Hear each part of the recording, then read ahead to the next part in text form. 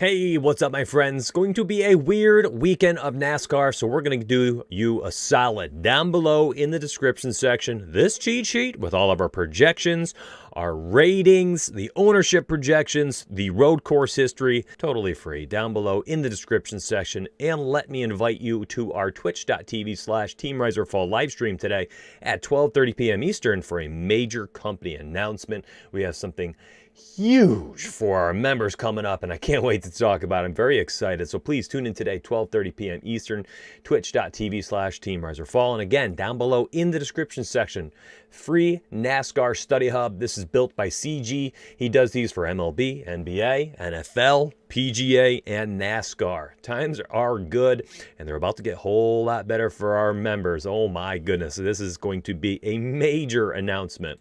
Now, I want to talk about the race this weekend. It's the first time they're going to be using the road course here at Daytona. This is a new cup race, basically, because we don't really have history for this. Now, we are going to lean on two races here more than anything else. It's the Charlotte Road sortable columns right here, O and S, where, O and R. That is where we are going to get our most accurate data, because this track is very similar to that one, okay? So what we're going to be looking at here is how did people perform on that track? So somebody initially like Kyle Busch stands out as a potentially pretty bad play this week just based on his history at a very, very similar track. We already know he's not driving very fast. He's having trouble getting any fastest laps led each and every week. So a driver like Kyle Busch, gone. Other drivers like Chase Elliott, who has looked extremely good on road courses in general, and then also on a course that is very similar, like Charlotte, with the Daytona road course here, that someone like Chase Elliott becomes potentially one of my top plays on the entire slate. Not only does he have a little bit of position differential starting 7th, but I like the fact that his price tag is up here at 10.3K, because a lot of people will say, why the heck am I paying for Chase Elliott at 10.3 when I can grab Kevin Harvick, Denny Hamlin at 9.6 and 9.4 with potential to have a ton of lead laps and a ton of the fastest laps, just being great drivers with fast machines. And you have drivers like Truex Jr. here priced up. He's been so hot. Looking at his last 6 total overall races over here in this column, you can see that he has 5 top 5 finishes in the last 6 races. He has been extremely good. Kevin Harvick, with the only person with more top 5s in the last 6 races, he's been top 5 in the last 6 in a row, and he's won 2 of them. So I think that Harvick, Truex Jr. are going to be fine options. We see both of them have done really well at Charlotte. Both have had at least one top 10 finish, and with the way that both of them are driving right now, I think they're going to be extremely chalky options. I think, our ownership projections initially for Kevin Harvick at 49% on DraftKings, 31% on FanDuel. And when we're looking at these rating systems, which people are making a lot of money with, thank you, CG, these are pretty sweet, man. These rating systems have been phenomenal for MLB and NBA. And, NASCAR, we're rolling them out here. So we got a driver like Kevin Harvick, who is so much higher than everybody else except for Brad Keselowski down here because of the position differential. So he is starting 17th, and Keselowski has been top 10 in 5 out of the last 6. So we pretty much are saying there's like an 85% chance that Brad here is going to end up being top 10 if we're going by his recent form. If we look at his history on road courses, a little mixed bag, but he's done well the last 2. The last time he raced at the Charlotte Roadway there, he had a 5th place finish, which is our which is our track that we're using to, I was just looking at maps to compare courses, maps.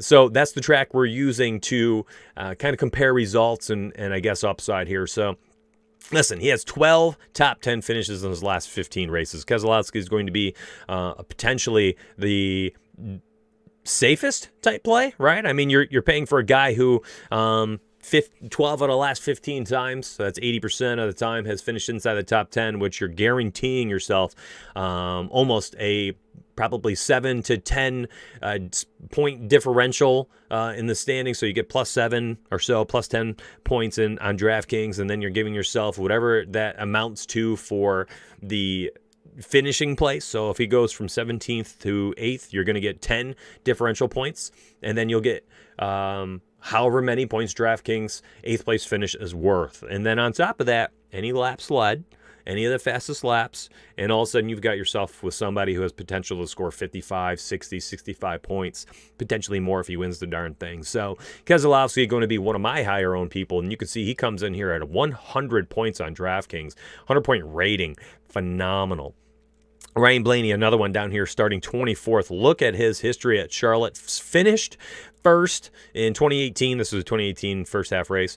And then he finished 8th the last time that they raced there. And he is all the way down here at 24th. Another almost shoe-in for a top 10 here. He's been driving well. Always has upside. Not as consistent as someone like Keselowski, but clearly has the finishing power, so to speak. And Blainey just down here with his history on road courses and just how good of a driver he is and how fast his car is. 11K, yeah, I know it, but we just talked about it. Let's say he finishes, 10th place. That's literally all we need. And you're going to get like 55 plus points there. And if he gets any laps led, fastest laps, I mean, he's going to crush. So I get it. If you're not paying up top here for Harvick, you're going to Elliott, you're going to Keselowski, you're going Blainey. I think those are the 3 or 4 guys I'm targeting. I probably go Elliott, Keselowski, and Blainey as my top 3 this week. Just initials. This is Friday morning that I'm looking at this. As we slide down here, there are some value options. I think Bowman here at 27th. Really like his price tag. 8.2K on DraftKings is incredibly cheap, and you can see that he is a massive value here, 5.25. These dots, by the way, if you are like hashtag dad life like me, hashtag work life, and you're just busy and you want to just see, well, okay, who has the most green dots? Okay, well, or where are the green dots in the value column or ownership column? That's where you start using this. Driver like Bowman, not showing great for many of the other categories. DK ownership 40% really lowers his DK rating in general because, those aren't the best plays in a volatile sport like NASCAR using a very high owned driver. But there we are, Bowman down here with, potential 50% or higher percent chance of being a top 20 finish. Listen, starting 27th, Alex Bowman, there's a really good chance he finishes in the teens here. If he finishes any higher than that, he is going to absolutely smash. I mean, absolutely just go bonkers at 9,100 on FanDuel. Great price tag. And finished 4th and 2nd. The Charlotte Roadway, which we're using to compare. So that's another driver I'm really going to be targeting. And just off the top of my head, let's see if there's anything else. This is actually the first time I've looked at this, and I'm doing it live with you so I can kind of identify some people that jump off the map. Someone like this, Eric Jones, probably not even touching this week. Number 1, he's been extremely volatile as of late. And number 2, just has not had success on Charlotte. And so that's somebody who I'm just not entirely interested in, and not at the price tag of 9K.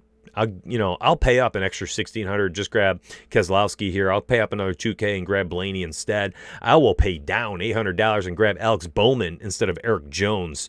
Absolutely. We have a guy like Cole Custer down here with 3 top 10s in the last 6 races. I'll take Cole Custer over someone like Eric Jones right now, especially at the price tag of 7.6K. It's so cheap. Michael McDowell all the way down here, starting 30th. Finally back where we like him. Top 25 in every road course race over the last 6 races, and starting 30th, which means you're almost guaranteeing 5, 10, 15 points on the position differential, and then you'll get the points for wherever he finishes. I mean, you're probably looking at like a 30-point floor, which is not too bad for a 7K driver when you think the upside could be upwards towards like 45 points or so. Our initial projections on DraftKings, very conservative, 29.8 points. This is somebody I think that this will change. By the way, these projections will be changed 2 to 3 more times over the weekend. You have to be a member to be able to get the updated projection sheet. This is a public free initial sheet for you. Please enjoy it down below in the description section.